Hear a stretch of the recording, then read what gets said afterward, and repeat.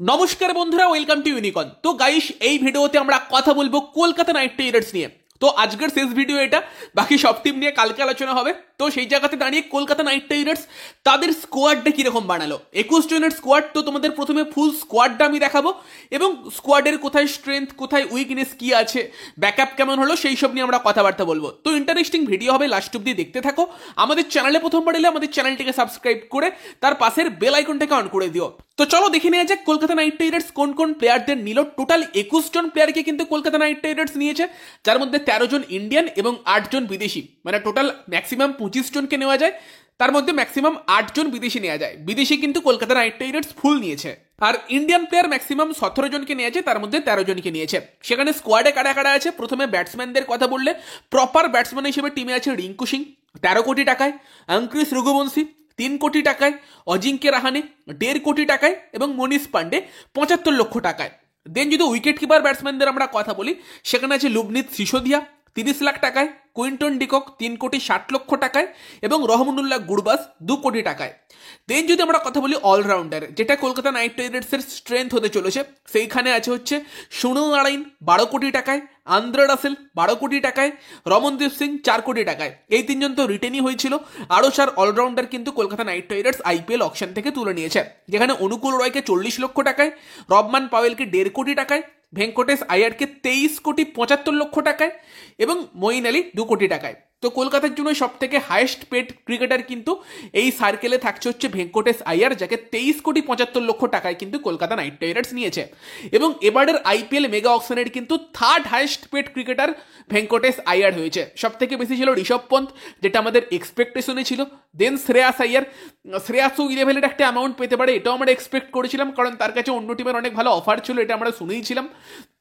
কিন্তু ভেঙ্কটেশ আয়ার 23 কোটি 75 লক্ষ, এটা কিছুটা সারপ্রাইজিং আমাদের কাছে, বাট পেয়েছে টাকাটা। 23 কোটি 75 লক্ষ টাকা কলকাতারও সব থেকে মানে মোস্ট হাইয়েস্ট পেড ক্রিকেটার কিন্তু ভেঙ্কটেশ আয়ার হয়েছে। এবং বোলার্সদের কথা বললে সেখানে স্পিনার হিসেবে কিন্তু আছে হচ্ছে তোমার বরুণ চক্রবর্তী এবং মায়াঙ্ক মার্কান্ডে। এবং পেসারদের কথা বললে বিদেশি পেসার হিসেবে Endrick Nortje, Spencer Johnson, Indian fast bowler হিসেবে হর্ষিত রানা, বৈভব আরোরা এবং উমরান মালিক আছে। হর্ষিতকে যদিও অলরাউন্ডারদের লিস্টেও রাখা যেতে পারে, কারণ হর্ষিত ব্যাটটা ঠিকঠাকই করতে পারে। তো যাই হোক, এই হচ্ছে কলকাতা নাইট রাইডার্সের মেন স্কোয়াড। এবার যদি আমরা এই স্কোয়াডের স্ট্রেংথ, উইকনেস সেই সব নিয়ে আলোচনা করি, তো এই স্কোয়াডের স্ট্রেংথ কিন্তু হতে চলেছে অবভিয়াসলি এই স্কোয়াডের যে অলরাউন্ডারদের ability. Sunil Narine, Andre Russell দুজন এমন অলরাউন্ডার যারা 4টে প্লেয়ারের কাজ করে দেয়। এটা বারবারই আমরা বলে থাকি, কারণ হচ্ছে ব্যাট হাতে বল হাতে দু জায়গাতেই ইম্প্যাক্ট দিতে পারে তোমাকে। রাসেল এসে গুরুত্বপূর্ণ সময় উইকেট নিতে পারে, নারায়ণ কি করতে পারে সেটা তো আমরা সবাই জানি। 5 বার টোটাল এই দুটো প্লেয়ার মিলে মোস্ট ভ্যালুয়েবল প্লেয়ার হয়েছে। তো সেখানে এই যে দুজন অলরাউন্ডার, তারাই কলকাতা নাইট রাইডার্সের এই স্কোয়াডটার শক্তি সব থেকে বাড়াবে। এবং এই দুজন অলরাউন্ডারের দুজন পারফেক্ট ব্যাকআপ তুলে কলকাতা নাইট রাইডার্স কিন্তু সেই জায়গাটাকে আরো স্ট্রং করে ফেলেছে। মঈন আলীর চয়েসটা কিন্তু খুব ইন্টারেস্টিং। যদি কলকাতা নাইট রাইডার্স এমন কোনো পিচে খেলতে চায় যেখানে পিচ খুব স্লো, খুবই একদম আস্তে আস্তে বল আসছে, বল প্রচুর ঘুরছে, সেই সব জায়গায় কিন্তু মঈন আলী একজন বিদেশি প্লেয়ারের জায়গায় আসতে পারে। এবং অফ স্পিনার হিসেবে কিন্তু কলকাতা নাইট রাইডার্সের কাছে একটা সম্পূর্ণ ডিফারেন্ট অপশান খুলে দেবে এবং তোমাকে ব্যাটিং অপশানটাও দিয়ে দেবে, মিডল অর্ডারে ব্যাট করতে পারবে। তো সেখানে স্লো উইকেটে কিন্তু নারায়ণ, বরুণ এবং মঈন আলী একসাথেও খেলতে পারে। মঈন আলীও কিন্তু সেখানে তোমাকে ব্যাট বলে ভীষণ হেল্প করতে পারে এবং ওভারঅল কিন্তু একটা লাইক টু লাইক রিপ্লেসমেন্ট নারায়ণেরও হয়ে থাকবে। কারণ মঈন আলী এমন একটা প্লেয়ার যে তোমাকে 2-3 ওভার তো বোলিং ইজিলি দিয়ে দেবে, 4 ওভারও দিতে পারে এবং ব্যাটিংটাও ঠিকঠাক করতে পারে, প্রপার একজন অলরাউন্ডার। এবং তার সঙ্গে রবমান পাওয়েল, তারও পাওয়ারটা আমরা দেখেছি, ওয়েস্ট ইন্ডিজের ক্যাপ্টেনশিপ করেছে। তো সেই জায়গাতে দাঁড়িয়ে কিন্তু রবমান পাওয়েলও তোমার একদম পারফেক্ট ব্যাকআপ রাসেলের যে হতে পারে। তো এই অলরাউন্ডারদের জায়গাটি কিন্তু কলকাতা নাইট রাইডার্সের মেন শক্তি। এবং তার পাশাপাশি রমনদীপ সিং বর্তমানে ভারতীয় দলে চান্স পেয়েছে এবং ভেঙ্কটেশ আয়ার সব থেকে হাইয়েস্ট পেড ক্রিকেটার, ব্রিলিয়ান্ট ফর্মে কিন্তু বর্তমানে ভেঙ্কটেশও আছে, রীতিমতো রান করছে তোমার হাই স্ট্রাইক রেটে ডোমেস্টিকে। তো এই দুজন যে অলরাউন্ডার যারা দরকারে বোলিংও করতে পারে তোমাকে, তারা মিলে কিন্তু ওভারঅল স্কোয়াডের স্ট্রেংথটা সব থেকে বাড়াচ্ছে। তো কলকাতা নাইট রাইডার্সের মেন স্ট্রেংথই হতে চলেছে কলকাতা নাইট রাইডার্সের অলরাউন্ডাররা। এবার সেখানে অনুকূল রয়ের মতো একটা ইউজফুল প্লেয়ার আছে, যাকে দরকারে কেকেআর ইউজ করতে পারে। এবং অলরাউন্ডারদের পাশাপাশি আমার মনে হয় কেকেআরের বোলিংটা ভীষণ স্ট্রং। লাস্ট ইয়ারের যে বোলিংটা কলকাতার কাছে ছিল, কলকাতা মোটামুটি সেই বোলিংটাই পেয়েছে। স্টার্কের জায়গায় স্পেন্সার জনসন আর অ্যান্ড্রিক নরকিয়াকে পেয়েছে। এবার তুমি যদি ভাবো দুষ্মান্তা চামিড়ার জায়গায় ব্যাকআপ হিসেবে তোমার স্পেন্সার জনসন, সেটা অনেক বেশি upgrade as a backup fast bowler. এবং অ্যান্ড্রিক নরকিয়া সে যদি ফর্মে থাকে, যে ফর্মে টি20 ওয়ার্ল্ড কাপে ছিল, যদি উইকেট টেকিং ফর্মে থাকে, সেও কিন্তু টিমের জন্য একটা গুরুত্বপূর্ণ প্লেয়ার হতে চলেছে। তো দুজন বিদেশি ফাস্ট বোলার এসেছে, ঠিকঠাক চয়েস। বাকি কিন্তু বোলিংটা সম্পূর্ণ যায় লাস্টবারের চ্যাম্পিয়ন বোলিং ছিল সেই বোলিংটাই আছে, যেখানে তুমি সুনীল নারিন এবং বরুণ চক্রবর্তীর থেকে 4 8 ওভারের বোলিং পেয়ে যাবে। প্রপার তোমাকে প্রত্যেকটা ম্যাচে 8 ওভার দেবার মতো দুজন বোলার।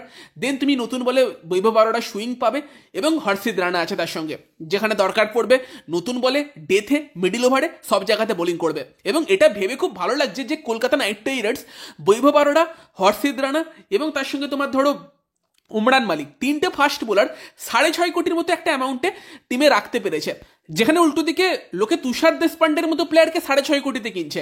আর সেই টাকায় কেকেআর কিন্তু নিজেদের সম্পূর্ণ ইন্ডিয়ান বোলিং অ্যাটাকটাকে বানিয়ে ফেলেছে। এটা কিন্তু কলকাতার জন্য অবভিয়াসলি খুব ভালো হয়েছে।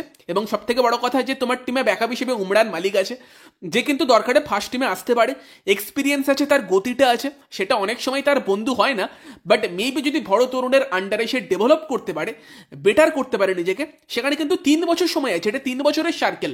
সেখানে উমরান মালিক এখন ফর্মে নেই মানে যে 1 বছর বাদে ফর্মে থাকবে না, সেটা নাও হতে পারে। সেখানে কিন্তু সে ফর্মে ফিরতে পারে এবং ফিরলে কিন্তু কেকেআরের জন্য অ্যাসেট অবশ্যই হবে, কারণ তার গতি। তো সেখানে কিন্তু বোলিংটা কলকাতা নাইট রাইডার্স অবভিয়াসলি শক্তভক্ত করেছে। লাস্ট ইয়ারের থেকে ব্যাকআপগুলো তো বোলিং আরও বেটার লাগছে মনে হচ্ছে। তোমার সুয়াস শর্মার জায়গাতে মায়াঙ্ক মার্কান্ডে এসেছে। সুয়াসকে লাস্ট ইয়ার সেভাবে ইউজ করার দরকার পড়েনি, মায়াঙ্ক মার্কান্ডেকেও সেভাবে পড়বে না যদি বরুণ চক্রবর্তী পুরোপুরি ফিট থাকে। বাট মায়াঙ্ক মার্কান্ডেও কিন্তু একজন খুব ভালো লেগ স্পিনার। তো বোলিংটা তো ভালো লাগছে। স্টার্ক নেই শুধু, সেই জায়গাতে স্পেন্সার এবং অ্যান্ড্রিক নরকিয়া এসেছে। একজন যদি মানিয়ে নিতে পারে, দেখো লাস্ট ইয়ার তো স্টার্ক অনেকটা সময় ধরে চলেই নি, তারপরও কেকেআর লিগ টেবিলের 1 নম্বরে থেকে ফাইনালে গেছিল। তো সেই জায়গাতে দাঁড়িয়ে দেখা যাক। বোলিংটাও তো ভীষণ স্ট্রং লাগছে। ব্যাটিং কি একটু চিন্তার জায়গা থাকছে। ফিল সল্ট অবশ্যই একটা বড় মিস।